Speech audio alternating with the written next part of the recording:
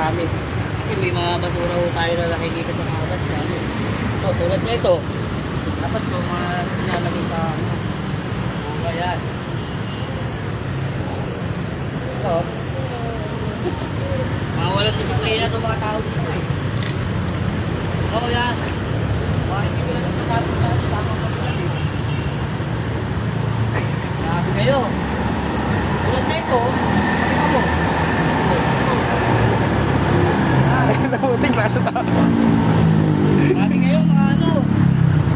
Tayo mga Pilipino, matuto tayong magtapon ng ano. Basura sa dagat ng bulan. Kasi pag wala naglinis dyan, kawawa. Ate, hindi mo na marunong magtapon ng mga basura eh.